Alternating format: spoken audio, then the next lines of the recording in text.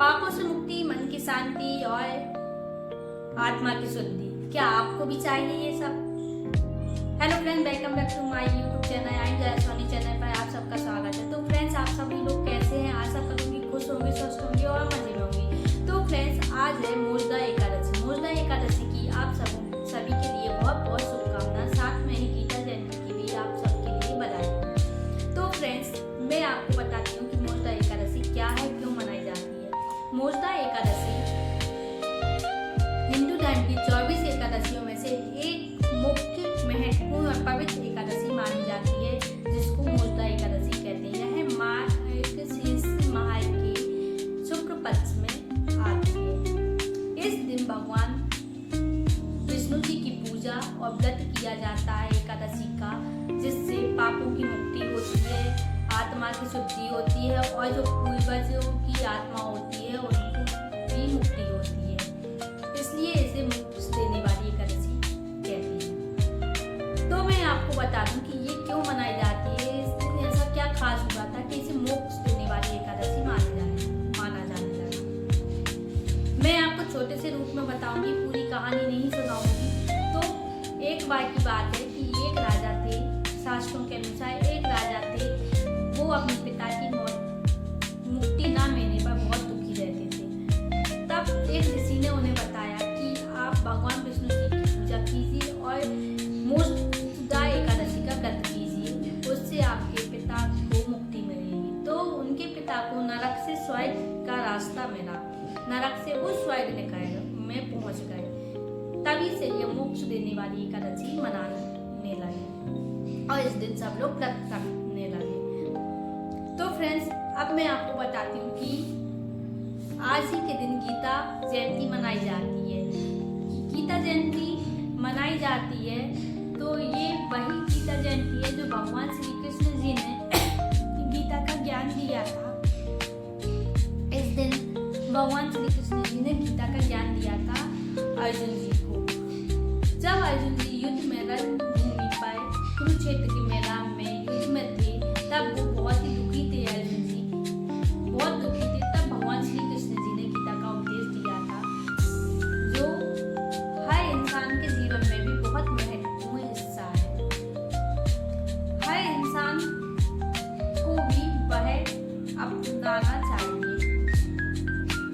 भगवान श्री कृष्ण जी ने अकेले अर्जुन के लिए ज्ञान नहीं दिया है, वो आज हम सब इंसानों के लिए भी ज्ञान है।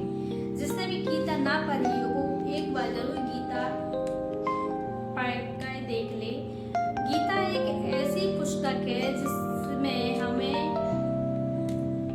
भगवान श्री कृष्ण जी के मुख से निकली हुई वाणी का ज्ञान में होता है।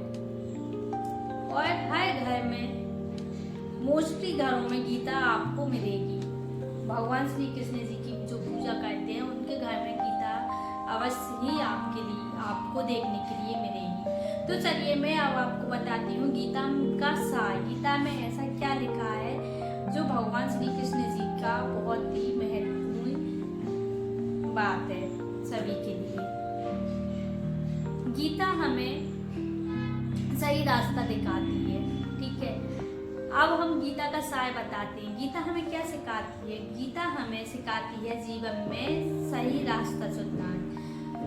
हमारे जीवन में सबसे बड़ा धर्म है सही कर्म करना।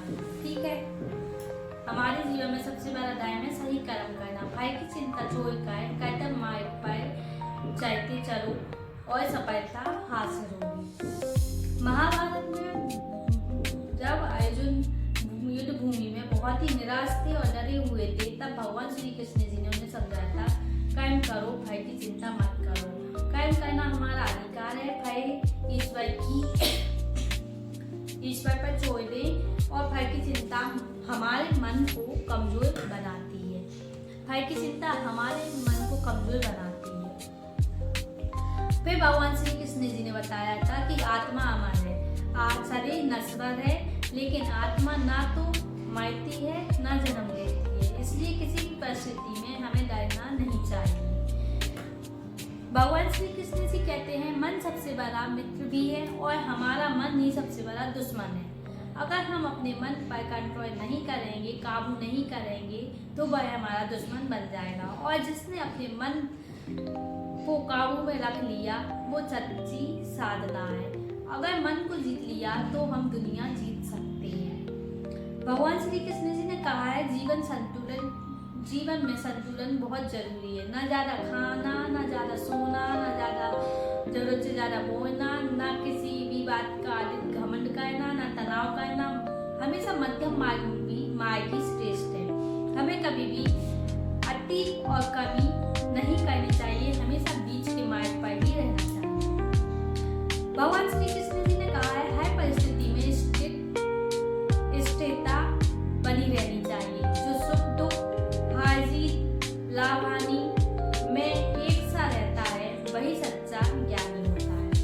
भगवान श्री कृष्ण जी कहते हैं ईश्वर हर जगह है, हर मनुष्य में है। अगर आप दूसरों की सेवा करते हैं, प्यार करते हैं, करुणा करते हैं, ये ईश्वर की पूजा ही है। ठीक है। सबसे आखिरी में भगवान श्री कृष्ण जी ने सबसे अच्छी बात कही कि परिवर्तन ही संसार का नियम है। कुछ भी स्थायी नहीं है, जो आएगा वो जाएगा। इसलिए दुख में टूटो मत और सुख में कभी भी घमंड मत करिए। अब गीता का सबसे सुंदर वाक्य मैं बताती हूँ जो सबने सुना होगा और सब लोग अप्लाई भी करते हैं अपने ऊपर। वो है जो हुआ वह अच्छे के लिए हुआ, जो हो रहा है वह भी अच्छे के लिए हो रहा है, और जो होगा वह भी अच्छे के लिए होगा। तो फ्रेंड्स, कभी भी आप लोग घबराइए मत, कभी घमंड मत करिए। हमेशा गीता हमें अच्छे विचार, अच्छे संस्कार ही सिखाती है। तो आप लोग भी अपने ऊपर अप्लाई कर सकते हैं, हम लोग भी अपने ऊपर अप्लाई कर सकते हैं। इसी के साथ फ्रेंड्स, जो कोई नए हो वो सब्सक्राइब करना ना भूलें, आइकन बटन को प्रेस कर दें और मेरे चैनल पर बने रहें। ऐसे छोटे छोटे वीडियो मैं आगे भी लाती रहूँगी और आप लोगों का ज्ञान बढ़ाती रहूँगी। Thank you for watching my channel. Radhe Radhe.